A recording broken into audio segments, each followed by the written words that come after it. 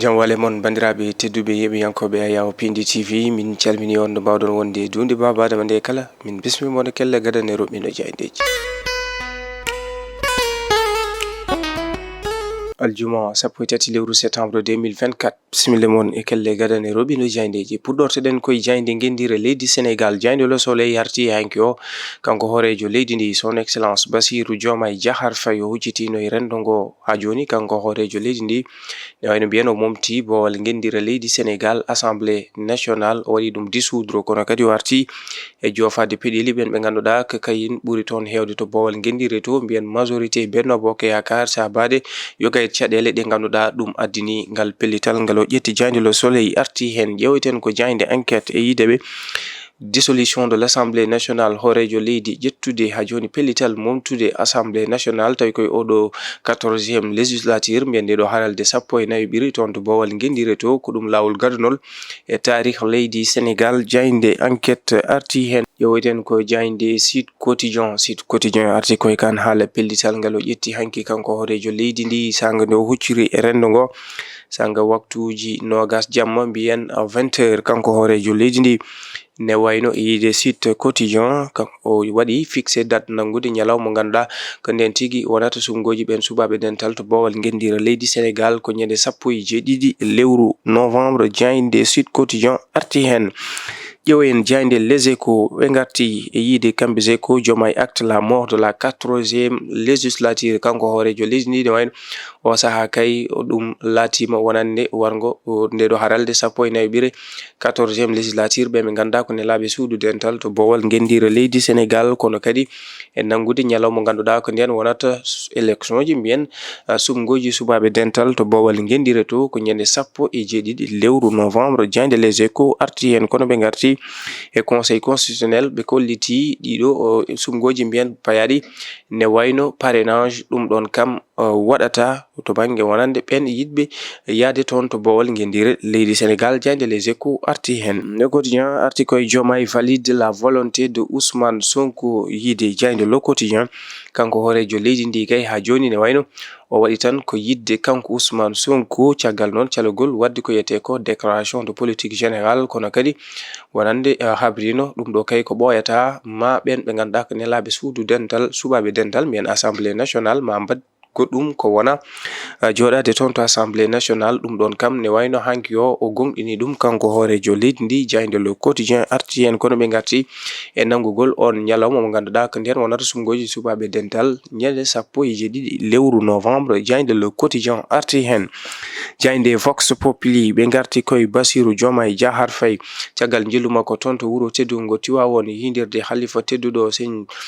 Ababacar Sy Mansour kanko horejo leydi ndi o ɗaɓɓiti e kanko halifa nde ɓe mbawata ha joni haldude rendo ngo beele kadi mbawa accude ɗeɗo ɗanle ɗe ndewani lawol rewde e maaje kaɗe ɗe ha pitali ene keddo hen kono kadi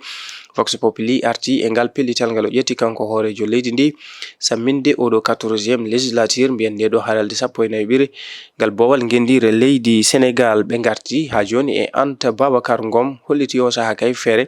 alay sago ɓe mbawa heɓade tawi kadi ko wadde jungo e fandu beele ɓe daña ko yete ko cohabitation toon to assemblée nationale jaynde L'Observateur ɓe garti koye jeu et ruse ɓe yiide kamɓe L'Observateur kanko horejo leydi ndi ngal ɗo pellital ngal o ƴetti ɗum ɗo fofde ko gam tan sowde kanko mawɗo jagorɗo Ousmane Sonko to yetno wonande déclaration de politique mum général kono kadi holliti kamɓe L'Observateur wonande kanko horejo leydi ndi o waɗi sacrifié ɓen ɓe ganduɗa ko kañumen goni subaɓe dental toon to assemblée nationale e yiide jaynde L'Observateur kono ɓe garti on date nangaɗo sumgoji ɓen ɓe ganduɗa ko nelaɓe suudu dental ñande 17 lewru novembre 2024 jaynde L'Éveil ɓe garti koye Sénégal Mali Mauritanie ɗeɗo leyɗele tati hanki o de ne wayno mbiyen ɓe titini kono kadi ɓe kolliti to banggue wonande golle mabɓe alay sago waɗa jungo e fandu ne wayno ɗum ɗon kam laatima to banggue wonande koninkoɓe leydi Sénégal Mali kam e Mauritanie ɓe titini wonande jokkodiral mabɓe to banggue coopération militaire jaynde L'Éveil arti hen jaynde Rewmi Quotidien ɓe garti e Diomaye expose ses motifs kanko horejo leydi ndi o arti wonande eɓɓoji ɗi ɓe jogii ko to bange wonande laamu maɓɓe ha ɓuri tengtude hanki o caggal nde o hucciti e rendo ngo o arti e bange wonande holko saabi oɗo dissolution wonande mumtugol nde ɗo haralde 14 ngal boowal gendire leydi Sénégal kono kadi o tuumi ɓen ɓe ganduɗa ko kañumen goni majoritaire en tawi ko jeeyaɓe e Benno Bokk Yaakaar ɓe garti kamɓe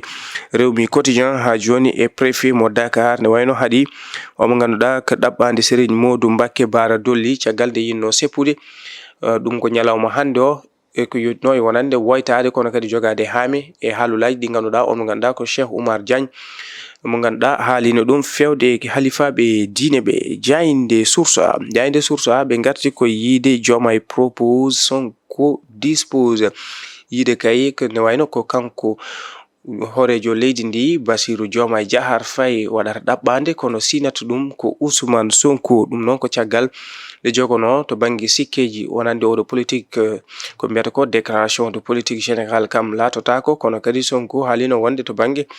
dissolution de l'Assemblée nationale ɗum ɗon kala laati ko hanki o caggal nde kanko horejo leydi ndi ne wayno o holliti wonande hanki o gasi ha laaɓi ne wayno ko yitno e wonande ɓen ɓe ganduɗa ko kañumen nelano toon to suudu boowal gendire leydi Sénégal mben Assemblée nationale. Bougane Gueye Dany kañum ne wayno arti e yiide oɗo saaha hollita tan ko démocratie leydi Sénégal nana yatira caggal e ɓe ganduɗa ko kañumen hande jogui laamu ngu kono kadi